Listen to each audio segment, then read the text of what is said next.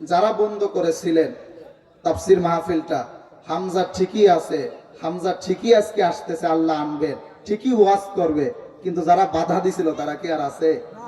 এটাই নিয়তির খেলা, এটাই নিয়তির খেলা।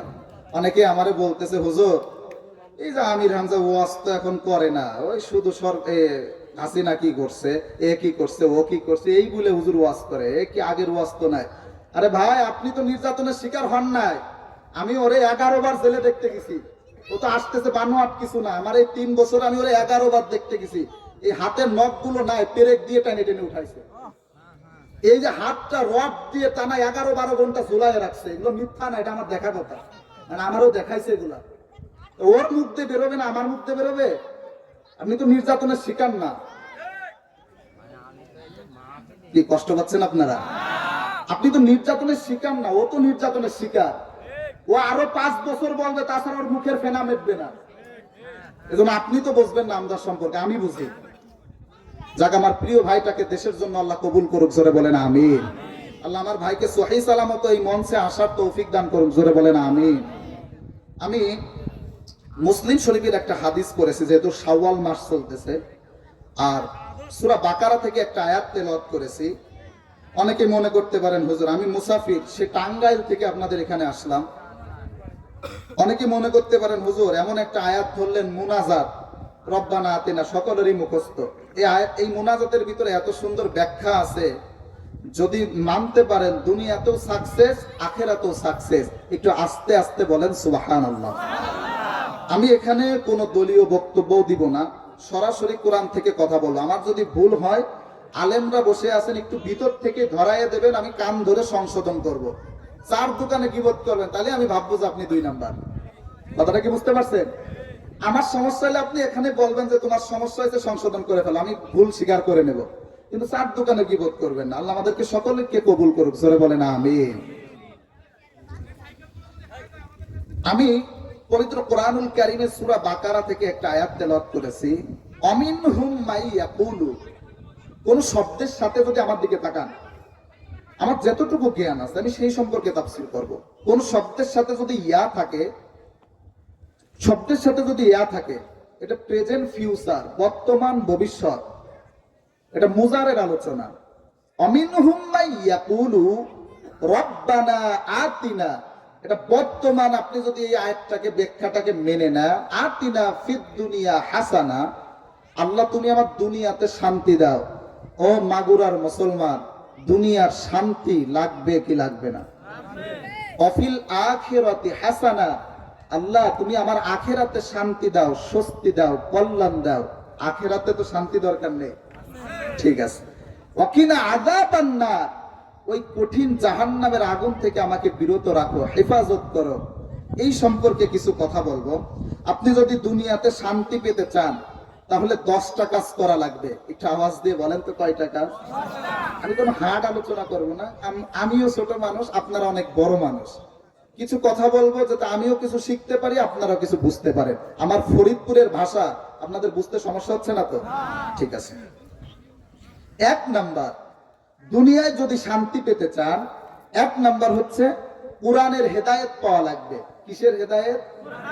সবাই একটু বলেন, কোরআনের হেদায়েতের দরকার আছে না নাই? আছে। কোরআনের হেদায়েত ছাড়া আমরা কেউ পার হইতে পারবো না। আল্লাহ রাব্বুল আলামিন বললেন, তাহা মা আনজালনা আলাইকাল কুরআনা লিতাশকা। একবার চিৎকার মেরে বলেন আল্লাহু আকবার। ও নবী, কোরআনটা আমি নাজিল করেছি কি কারণে জানো? এটা মানবতার হেদায়েতের জন্য নাজিল করেছি। এটা ব্যবসার জন্য না, এটা তাবিজের জন্য না, পানির ভিতরে ফু দিয়ে ছেড়ে দেবেন এই জন্য না। এটা আমি নাজিল করেছি মানবতার হেদায়েতের জন্য। ও চিত্র বিশ্রামের মুসলমান, পৃথিবীর শ্রেষ্ঠ কিতাব একখানা কিতাব, চিল্লায় বলো সেই কিতাবটার নাম কি? এটা আমি মানবতার হেদায়েতের জন্য নাজিল করেছি। আর হেদায়েতের মালিক একমাত্র আমার আল্লাহ। হেদায়েতের মালিক নবীও না, পৃথিবীর কেউ না। কথা কন না কে? হেদায়েতের মালিক আমার আল্লাহ। নবীজি আবু তালেবের কবরের পাশে যায় হাত উঁচু করে দোয়া করতেছে, সিরাত ইবনে হিশামের বর্ণনা। আল্লাহ তুমি আমার চাচারে মাফ করে দাও, আমার চাচারে মাফ করে দাও। আমার আল্লাহ বলতেছে, ও নবী, হেদায়েতের মালিক তো তুমি না, চিল্লায়ে বলো হেদায়েতের মালিক কে? হেদায়েতের মালিক তো আমি। তুমি যার জন্য দোয়া করতেছো আমি তো তাকে হেদায়েত দেই নাই। আর এই দেশে সিটার বাটপার মরে যায়, 14টা গরু জবাই দিয়ে জান্নাতে পাঠাইতেছি, মনে হয় বাপসা সারা জান্নাত কোন তাকে নেছে, কথা কন না কেন? এই দেশে সিটার বাটপার মরে যায়, ফুল দিয়ে দিতেছি কবরের উপরে। আর তলে যদি আগুন ধরাইয়ে দেয়, উপরে ফুল দিয়ে লাভ আছে? এজন্য হেদায়েত লাগবে। সব সময় হেদায়েতের জন্য দোয়া করেন আল্লাহর কাছে, ও মালিক তুমি আমার হেদায়েত দাও, তুমি আমারে হেদায়েত দাও। ও তো নামাজও পড়ে না, আবার এখানে বক্তব্য দেয় আমার ঈমান ঠিক আছে, ও তো সিটার, কথা বল না কেন? নামাজ যে পড়ে না তার আবার অন্তর কিভাবে ঠিক থাকে? এই জন্য আগামীতে কোন চোর, কোন নেতা যদি চোর হয়, এখন নতুন বাংলাদেশ, কোন চোরের ঠাঁই আর বাংলাদেশে হবে না, ঠিক কি? ও ভাই, আপনাদের কাছে একটা ফতুয়া জিজ্ঞেস করি, আমারে বলেন, আমি তো ছোট মানুষ, চুরি করলে তার নিয়ম কি? আরো জোরে। কিন্তু কাদের হাত কাটা এই ব্যাখ্যা অনেকে জানে না, আজকে জেনে রাখেন। কাদের হাত কাটবেন? চিত্র বিশ্রাম একটা মসজিদ আছে, আছে না নাই? জুম্মার নামাজ পড়ে কত মানুষ আমার একটু বলেন? কত মানুষ? 200 লোক করে, ধরেন 200 লোক। মনে করেন চিত্র বিশ্রামে একটা পাগল আছে, তার নাম হচ্ছে মজনু। ও প্রতি সপ্তাহে 200 জোড়া জুতা চুরি করে ঢাকা গুলিস্তানে বিক্রি করে। প্রতি বছরে ইনকাম হচ্ছে 40,000 টাকা। কয় টাকা? মানে জুতা চুরি করে করে গুলিস্তানে বিক্রি করে, পুরান জুতা। এবার সবাই বলেন, মজনু চোর না ভালো মানুষ? চোর। এই যে মাগুরা জেলাতে, আমি বাইরের কেউ নয়, টানা 18 বছর মাগুরা লেখাপড়া করেছি। মাগুরা হাজী সাহেব আমার পড়ালেখা শেষ করেছি, সিদ্দিকিয়া কামিল মাদ্রাসায় পড়েছি। আমার দিকে একটু তাকান, আমি মাগুরার বাইরের কেউ না। মাগুরা অনেক কাজ আছে, অনেক কালবাট আছে, এখানে টেন্ডার বাজি আছে, অনেকেই সাদাবাজি করে টাকা খাইতেছে, আছে না নাই? এটার নাম ভালো মানুষ না চোর? মজনু কি? একটা হচ্ছে অভাবে আর একটা হচ্ছে স্বভাবে, কথা বল না কে? বলেন তো, অভাবে কে? মজনু। আর স্বভাবে হচ্ছে এমপি মন্ত্রীরা। এই দেশে একটা স্বভাবে চোররে হাত কেটে দেন, বাকি চোর এমনি ভালো হয়ে যাবে, ঠিক কিনা? আর আমরা মজনুরে গাছের সাথে পিটাই মারি, কারণ ওর তো ক্ষমতা নাই, আর সে করলে ছেড়ে দেই। আর আমরা মজনুরে মারি, একটারও পিটান, বাকি সব এমনি ভালো হয়ে যাবে, ঠিক কিনা? কষ্ট হইতেছে? এজন্য কোরআনের হেদায়েত লাগবে। কোরআনের হেদায়েত ছাড়া আপনি কিচ্ছু করতে পারবেন না। 2 নাম্বার, নামাজ কায়েম করা লাগবে যদি দুনিয়ায় শান্তি পেতে চান। এখানে অনেক মুরব্বী আছে, 80 বছর ধরে দোয়া করতেছে, রব্বানা আতিনা ফিদ দুনিয়া হাসানা। কবুল হচ্ছে কিনা আল্লাহ ভালো জানে, কারণ এইগুলো আপনার দরকার। দুনিয়ায় বাঁচতে হইলে আপনি নামাজ কায়েম করা লাগবে। নামাজ শুধু পড়লে হবে না, আমি পড়তেছি, আমার ভাইরেও পড়ানো লাগবে, দাওয়াত দেওয়া লাগবে। এই দেশে যদি নামাজের হুকুম থাকতো, মানিকের মতো ছেলে 100টা ধর্ষণ করার মতো মিষ্টি বিতরণ করতো না, ঠিক কিনা?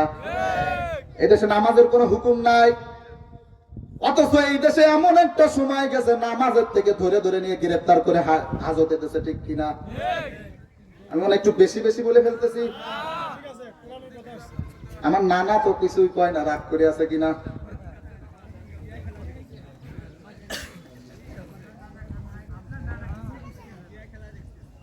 তাকান আমার দিকে, শোনেন, আমার লোক বেশি হয় না, হামজারু লাখ লাখ মানুষ হওয়া লাগবে, এটাও কোনো ব্যাপার না। এখানে 10 জন মানুষ, একজন যদি নামাজি হয়ে যায়, আজকের মাহফিল সাকসেস, ঠিক কিনা? অনেকে আশাই আছে হুজুর প্যান্ডেল ভরবে কিনা, দরকার কি? আমার দিকে একটু তাকান, নামাজ কায়েম করা লাগবে। নামাজ কেমন জিনিস এখন তো ব্যাখ্যা করার সময় নাই। একটা হাদিস বলে শেষ করে দেয়, বুখারীর বর্ণনা। নবীর এক সাহাবী নবীকে বলতেছে, ও নবী গো, আমি চোখেও দেখি না, কানেও শুনি না, আমি তো মসজিদ চিনি না, কিভাবে নামাজ পড়বো, ঘরে পড়তে পারবো কিনা? নবীজি বলে, ও অন্ধ সাহাবী, তুমি ঘরে একটা রশি লাগাও, মসজিদে একটা রশি লাগাও, রশি ধইরা ধইরা মসজিদে যাবা, তারপরও জামাত ছেড়ে দেওয়া। আর আমাদের চোখ আছে, কান আছে, হাত আছে, তারপরও চিনিও চিনি না, কথা বল না কে? এইটা গেল নামাজি। মুসার জামানায়, হযরতে মুসা আলাইহিস সালাতু ওয়াস সালামের জামানায় একটা মহিলা এসে বলতেছে, হুজুর আমি তো জিনা করে ফেলেছি, আমি তো গর্ভবতী হয়েছি, বাচ্চা ডেলিভারি দিয়ে আসার দিয়ে মেরে ফেলেছি, আমার মতো জঘন্যতম মহিলা কি আর এই দুনিয়ায় আছে? হযরতে মুসা আল্লাহর ওহীর অপেক্ষায় না থেকে বলতেছে, তোমার মতো জঘন্যতম মহিলা আর এই দুনিয়ায় নাই।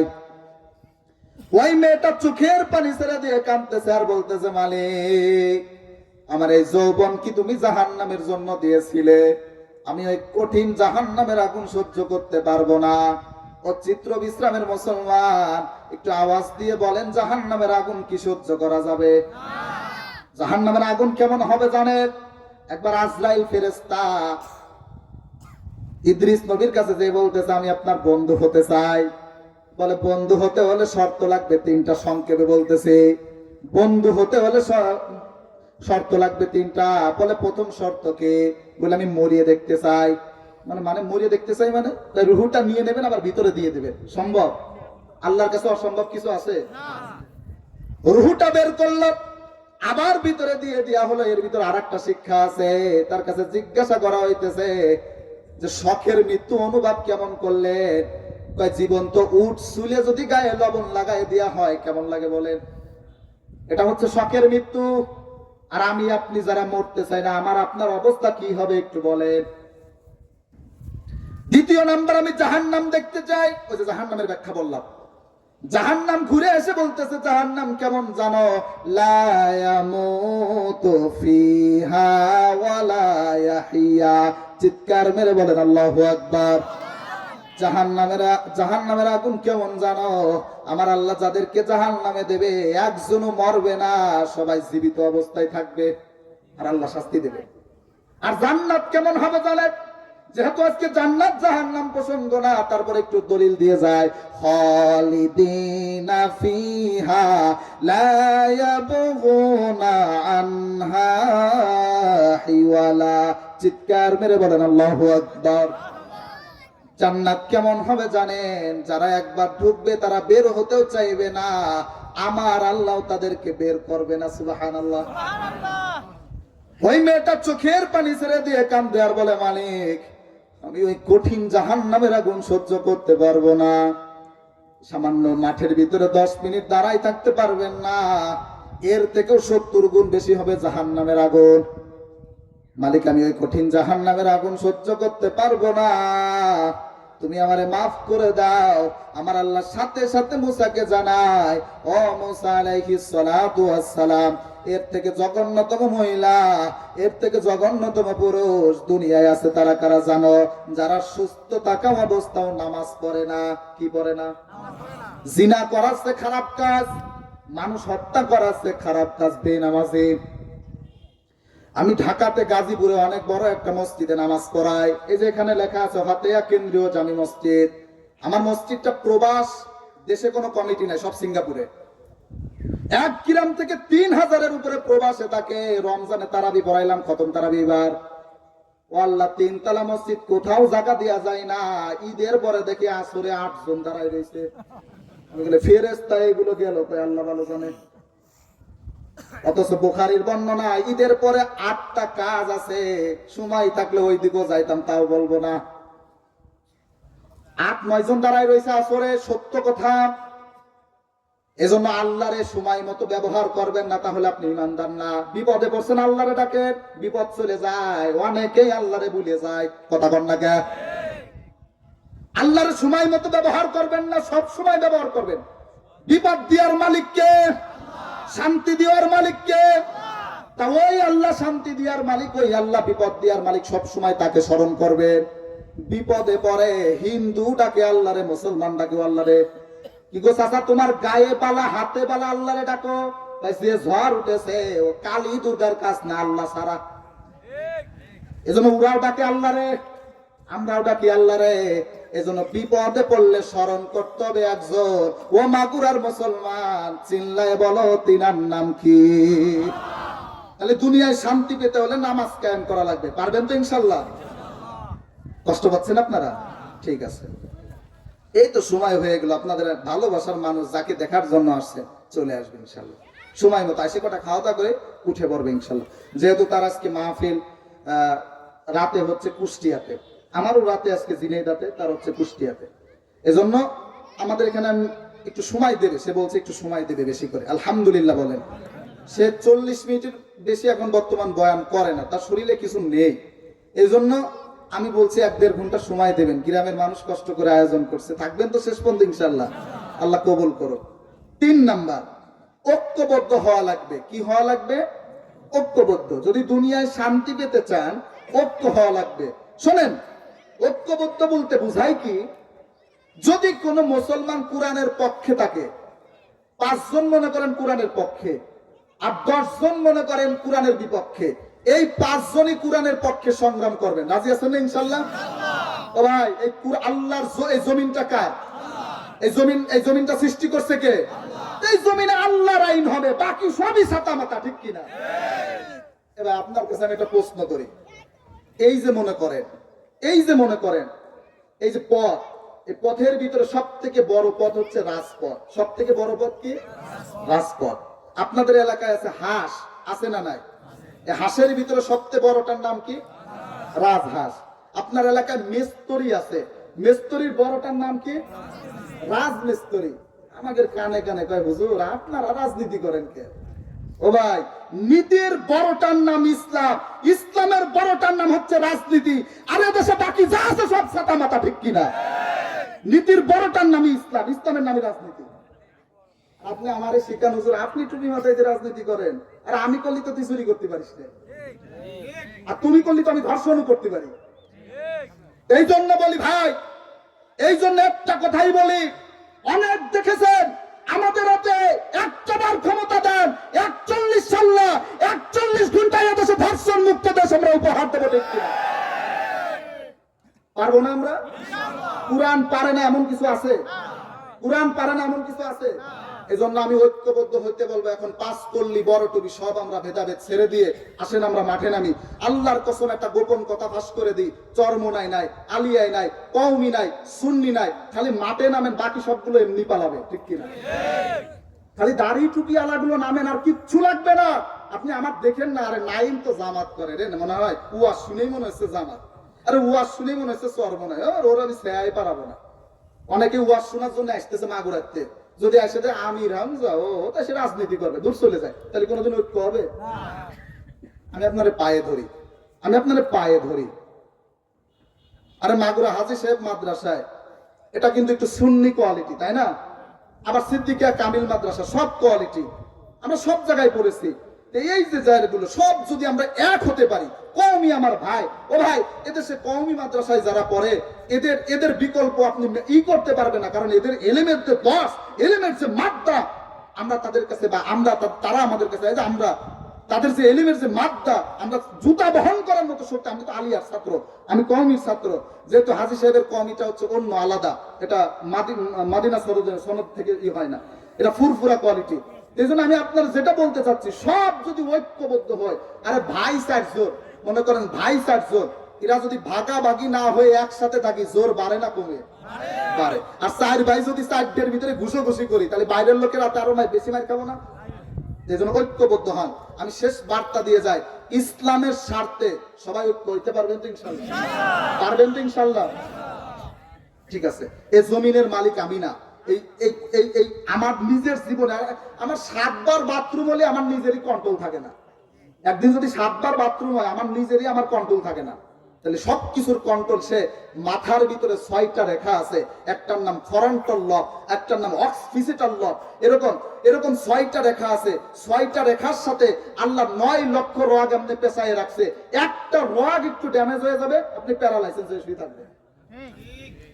আমি এই যে গত বছর, এই বছর তো ঢুকতে দেয় না, গত 2 বছর আগে ইন্ডিয়া মাহফিলে গেছিলাম, অধিকাংশ রোগী বলে, হুজুর হাতের ভিতরে একটা ফুরা হয়েছে, 4 কোটি টাকা চলে গেছে। আরে আল্লাহ তো ধরে না, এমন ধরবে বউ বেশি ওষুধের টাকা হবে না, ঠিক কিনা? ধরে না, আল্লাহ তো ধরে না, ধরলে ছাড়ে না। এই জন্য আল্লাহর জমিনে ঐক্য হয়ে কুরআনটাকে আমরা ইনশাআল্লাহ সর্ব উপরে উঠাবো, পারবো তো সবাই ইনশাআল্লাহ? এটা সময়ের দাবি। 4 নাম্বার, দুনিয়ায় শান্তি পেতে হলে হালাল রুজি ইনকাম করা লাগবে। কোন রুজি? আমরা তো দুইটাই খাই, আরামও খাই হালালও খাই। এই জন্য বেঁচে থাকার চিন্তা করবেন। আর দোয়া কবুলের প্রথম শর্ত হচ্ছে হারাম থেকে বেঁচে থাকা। দোয়া কবুলের তাফসিরে তাবারিতে আসছে, 8টা পয়েন্ট আসছে তাফসিরে তাবারিতে, যে দোয়া কবুলের প্রথম শব্দ হচ্ছে হারাম থেকে বেঁচে থাকা। এটা চেষ্টা করবেন, পারবেন তো সবাই ইনশাল্লাহ? হারামের ভিতর যাবেন, যে যতটুকু পারবেন চিন্তা করবেন। যেহেতু চিত্র বিশ্রামে তো আর সুদ ঘুষ নাই, এই জন্য আর ওই বিষয়টা বললাম না। এখানেও আছে, আল্লাহর ওলিরা হয়তো এখানে নেই। খাবেন না এগুলা, এগুলা খাবেন না, এগুলো হ্যাঁ অন্যদিকে এগুলো খাবেন না। এগুলো খাইলে সর্বনিম্ন গুনাহ হচ্ছে মায়ের সাথে জিনা করা, নাউজুবিল্লাহ। এখন মনে করেন হুজুর, অনেকে ওয়াজ করে হুজুর গীবত করলে নাকি গলার ভিতর থেকে মরা ভাইয়ের গোস্ত খাওয়ার সমান হয়। হুজুর আজ পর্যন্ত তো খাইলাম না। একটা সাহাবী বলতেছে হুজুর আমার তো পেটে ব্যথা করতেছে। রাসূল বলতেছে কি বলো? হ্যাঁ হুজুর পেটে ব্যথা করতেছে। রাসূল বলতেছে মুখে একটু হাত দাও। হাত দিছে, বুখারীর বর্ণনা। হাত দিছে, দেওয়ার সাথে সাথে বমি করছে। দেখে গলার ভিতর থেকে গোস্ত বের হয়। এই যে কিসের গোস্ত? তারপরে রাসূল বলতেছে তুমি তো গীবত করছো। তাহলে বের কি হয়? কিয়ামতে আপনার বের করা হবে। ইউরাফুল মুজরিমুনা বিসিমাহুম ফায়ুখাযু বিন নাওয়াসি ওয়াল আকদাম ফাবিআইয়ি আলাই রাব্বিকুমা তুকাযযিবান। তাফসিরে তাবারি, তাফসিরে আনারুল কুরআন, তাফসিরে বাইহাকি, 3টা কিতাব মিলায়ে দেখেন এই আয়াতের তাফসিরটা কি। মুসলিমকে টাইনে হিসলে জাহান্নামে দেবেই তো দেবে। কপালে লেখা থাকবে গুনার কথা, বুকে লেখা থাকবে গুনার কথা, মুখে লেখা থাকবে গুনার কথা। তখন আপনার মুখে স্বীকার করা লাগবে না। আল্লাহ আমাদেরকে হেফাজত করুক, জোরে বলেন আমিন। 5 নাম্বার, যদি দুনিয়াতে শান্তি পেতে চান পরিশ্রম করতে হবে। পরিশ্রম, পরিশ্রম তো আমরা করি না। পীর সাহেবের 12,000 মুরিদ, কত মুরিদ? মাসে মাসে 1 টাকা করে দিলে কয় টাকা? ওর কি আর কিছু করা লাগে? এজন্য সিয়ারে পেট ফুলে যে বসে আছে। ইল্লাল্লাহ ইল্লাল্লাহ। আল্লাহ কইতেছে কাজ করে খাও। আর যারা মাঠে কাজ করতেছে তারা আল কাসিবু হাবিবুল্লাহ। যারা কাজ করে খায় তারা কার বন্ধু? আমার মনে হয় আপনারা কষ্ট পাইতেছে। যারা কাজ করে খায় তারা কার বন্ধু? আর আমাদের দেশের যুবক ছেলেরা কাজ করতে লজ্জা পায়, চুরি করতে হেডাম আছে, অথচ কাজ করতে লজ্জা পায়। কাজ করেন, ব্যবসা করেন। আল কাসিবু হাবিবুল্লাহ, হাদিসের বর্ণনা, যারা কাজ করে তারা আল্লাহর বন্ধু। পরিশ্রম করে, বসে বসে খায়েন না। যেমন খানকাইও আছে তেমন রাজপথেও নামেন। সুবহানাল্লাহ। আল্লাহ আমাদেরকে কবুল করুক, জোরে বলেন আমিন। 6 নাম্বারটা হচ্ছে আপনার বউ যেন ভালো হয়, তাহলে দুনিয়াতে শান্তি। বউ খারাপ তার তাই সব আল্লাহ বলি উঠাবে না, না ঠিক আছে। বউ যার খারাপ রে ভাই, তার ঘরও খারাপ, তার দুনিয়া তো খারাপ। মানে কি আমি একটু বানাই বললাম? এটা দুনিয়ার শান্তি হলো বড় শান্তি, বউ ভালো। আমি মেয়েরা আসছে নাকি 2-4টা বলতে চাইছিলাম না, তাও 2-4টা একটু সংক্ষেপে বলবো। তাফসিরে তাবারির একটা বর্ণনা করে আসছিলাম। আমি সংক্ষেপে অনেক গঠনমূলক কিছু কথা বলি, একটু মনোযোগ দিয়ে ভিতরে নেওয়ার চিন্তা করেন। একটু বেশি গরম পড়তেছে আজকে, একটু কষ্ট করে হইলেও বসেন একটা দিন তো কোরআনের জন্য। আরেকটা হাদিস বললে আপনার আরো মজা পাবেন। দুনিয়াতে যদি 1 গ্লাস পানিও খান, কিয়ামতে হিসাব দেওয়া লাগবে। অথচ কোরআনের জন্য যে সময়টা ব্যয় করবেন, এটার হিসাব আমার আল্লাহ নেবে না। এটার এই যে এখানে বসে আছেন, এটার হিসাব আল্লাহ নেবে না। আলহামদুলিল্লাহ বলেন। দেখেন তো আমার আপনার বোর ভিতরে এই রোগগুলো আছে কিনা। যদি এই রোগগুলো থাকে, ও 10 জন হাফেজের মা হইলেও জান্নাতে যেতে পারবে না। দেখেন তো আছে কিনা। 1 নাম্বার, হান্না না। কিছু মেয়ে দেখবেন স্বামীরে খুঁচায়, খরচ করবা আমার জন্য, আর কারোর জন্য করবা না। আছে না নাই? মার জন্য শাড়ি কিনে দেয় 1000 টাকা, বোর জন্য কিনে দিয়েছে 1200, বোর জন্য কিনে দিয়েছে 800 টাকা। ও মাগুরার মুসলমান চিল্লায় বলো কয় টাকা ডিফারেন্স? 200 টাকা ডিফারেন্স। কিছু বউ আছে 200 টাকার জন্য স্বামীর সাথে ঝামেলা করে পরিবার আলাদা হয়ে যায়, ঠিক কিনা? তোর মারে কেন 200 টাকা বেশি দিলি? ও মা বোনেরা, আপনি নামাজ পড়তে পারেন, আপনি কালা বুরকা পড়তে পারেন, আপনার ভিতরে যদি এই রোগ থাকে তাহলে আপনি জান্নাত পাবেন না। কারণ স্বামীর মনে কষ্ট দিয়ে নামাজও কবুল হয় না, ঠিক কিনা? 2 নাম্বার, মান্না না। কিছু মেয়েরা দেখবেন স্বামীরে খুঁটা দেয়। কি খুঁটা দেয়? স্বামীরে বলতেছে বাজার থেকে আমার জন্য একটা সাবান কিনে নিয়ে আসবা, মা বলতেছে আমার জন্য পান কিনে নিয়ে আসবা। মার পান আনতে মনে আছে, কিন্তু স্বামীর সাবান আনতে মনে নাই বোর। বাড়ি আসার পরে বলে তোমার সাথে 16 বছর সংসার করেছি, জীবনে কিছুই পাই নেই। কথা কন না কে? একটা সাবানের জন্য 16 বছর নষ্ট হয়ে যায়, এমন বউ নাই? ও মা বোনেরা, আপনার ভিতরে যদি এমন চরিত্র থাকে, যেহেতু হামজা ভাই মা বোন সম্পর্কে বলবে, আমি অতটা বলবো না, আমি শুধু টাচ দিয়ে যাইতেছি। 3 নাম্বার আন্নানা। কিছু মেয়েরা দেখবেন স্বামীর খেদমত করে না, সারাটা দিন মাঠে কাজ করে বিকাল বেলায় বাড়িতে যেয়ে বলে আমারে 1 গিলাস পানি দাও, বলে তোমারটা তুমি খাও, আমি টিভি দেখতেছি। কথা বল না কে? বলে না এরকম? আপনি নামাজ পড়তে পারেন, রোজা রাখতে পারেন, আপনার নামাজ আমার আল্লাহর দরবারে কবুল হবে না যদি আপনার এই চরিত্র ভিতরে থাকে। 4 নাম্বার কান্না না। কিছু মেয়েরা দেখবেন অহংকারী হয়। কি অহংকারী হয়? কিছু হইলেই বলে আমার বাপ কিন্তু বিএনপির 4 নং সভাপতি। কথা বল না কে? একটু সাবধানে কথা বলবা। আরে বউ স্বামীরে বলতেছে আমার বাপ, আমার ভাই কিন্তু সেনাবাহিনী। একটু সাবধানে কথা বলবা। আপনি যারা ধমক দিতেছেন, আল্লাহর পক্ষ থেকে বড় নিয়ামত স্বামী। আপনি ধমক দিয়েন না, পিছনের আমল নষ্ট করে দেবে কে? 5 নাম্বার হাত ডাকা। স্বামীর পছন্দর গুরুত্ব দেয় না। এই যে পাশে হুজুর বসে আছে, আজকে বর শখ করে বাদাম কিনে নিয়ে গেছে, খাও।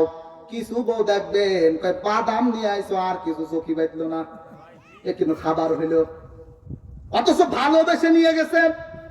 আপনার ভিতরে যদি এই চরিত্র থাকে, আমি দ্রুত করে বলতেছি 6 নাম্বার সাদ্দাকা। আজকে আমার অধিকাংশ যুবক ছেলে 16 বছর 20 বছরে বিয়ে করতেছে। এই ছেলেগুলো হারাম পথে নামে একমাত্র ঘরের বোর কারণে, ঠিক কিনা? কারণ এই হুজুরের মাসে ইনকাম 5,000 টাকা, কপালে এমন একটা বউ উঠছে, বিউটি পার্লারে শাস্তি লাগে 20,000 টাকা, ঠিক কিনা? লাস্ট ওই 15,000 টাকা পাবে কই? রাতের বেলায় হারাম ইনকাম করে সুন্দরী বোর মন জয় করে, ঠিক কিনা? আমি একটু বেশি বেশি বলতেছি নাকি? এইগুলো করবেন না। আরেকটা শব্দ আছে, আরেকটা হচ্ছে সাদ্দাকা, খা স্বামীরে খারাপ ইনকাম দেয়। 7 নাম্বারটা বলবো না, আগামীতে আসলে বলবো না, আমার ঝামেলা আছে। বলবো? 7 নাম্বারটা হচ্ছে বাররাকা। সকাল আর বিকেলে কিছু স্বামী আছে যৌতুকের টাকার জন্য বউর হাতে ঝাঁটা পিটা খায়, ঠিক কিনা? নাই?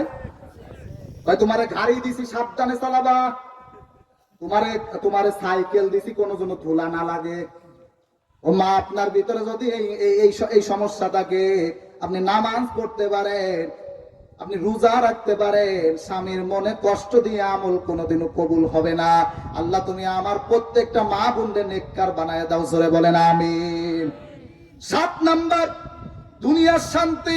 রব্বানা আতিনা ফিদ দুনিয়া হাসানা। যদি দুনিয়ায় শান্তি পেতে চান, 7 নাম্বার হচ্ছে ভালো আমল করার নাম দুনিয়ার শান্তি।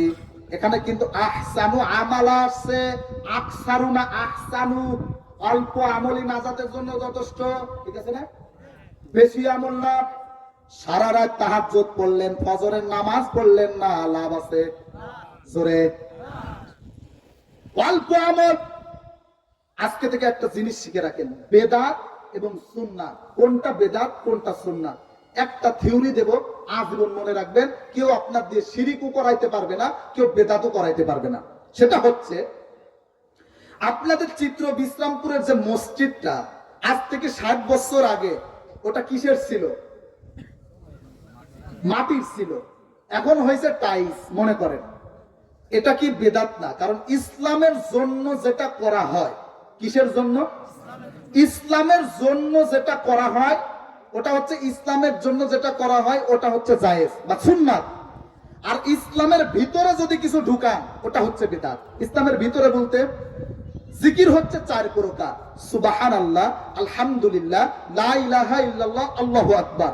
এখানে যারা আছেন সব, এই সিয়ারে যারা অধিকাংশ আলেম, একটু বলেন, আমি তাদের ছাত্র হতে পারলে আমি নিজেকে ধন্য মনে করতাম। একটু আওয়াজ দিয়ে বলেন, এই 4টা বাদে আর কোনো জিকির আছে? তাহলে যারা আমার ফরিদপুরে গাড়ি করে যান, মুখ করতে করতে যান, দেয়ালি বাবা, শাহ আলী বাবা, খাজা বাবা, বদনা বাবা, আপনার এলাকায় নাই এসব? এটা তো ইসলামের ভিতরে নতুন করে ঢুকালেন, এটা কি সুন্নাত? এটা হচ্ছে বেদাত। ইসলামের জন্য। অনেকেই বলে হুজুর মাইকে কথা বলেন, এটা তো নবীর যুগে ছিল না। এটা কি ইসলামের ভিতরে না ইসলামের জন্য?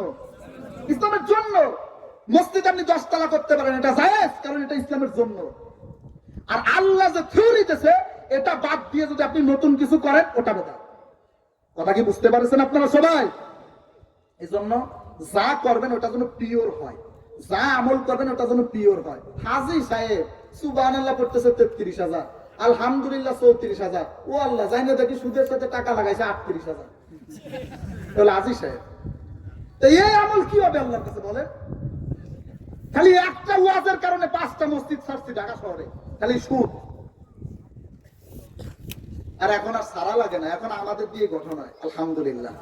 আমরাও এটা চাইতেছি, পূর্বের দিকে শিক্ষা নেন। এখনো যারা জুলুম করার চেষ্টা করতেছে, এখনো যারা চিন্তা করতেছেন, আমি প্রথমেই বলছি আগের জোর কিন্তু শাড়ি পরে বলাইছে, তোমরা কিন্তু লুঙ্গিও পাবা না। কারণ এদেশের মানুষ বলে না, কিচ্ছু বলে না। আমি মাগুরা হাজী সাহেবে পটুয়াখালী নামে একজন হুজুর আছে, যে আপনাদের শামীম মামা আমাদের 5 বছর সিনিয়র, আমি 9-এর ব্যাচ। পটুয়াখালী হুজুর একদিন বলতেছে, হুজুর এত নির্যাতন করে, আল্লাহ কি ওদের দেখে না? না, আল্লাহ ওদের পক্ষে। আমারে বলতেছে না, এই যে টেবিল, এই টেবিলটাতে যদি পড়ে যাও তাহলে তুমি কতটুকু ব্যথা পাবা বাবা? আমি বললাম ব্যথা তো পাবো না, এর থেকে পড়লে কি ব্যথা লাগে? আর যদি 10 তলা থেকে পড়ো, আমি বললাম আমার তো হাড়গোড় খুঁজে পাওয়া যাবে না।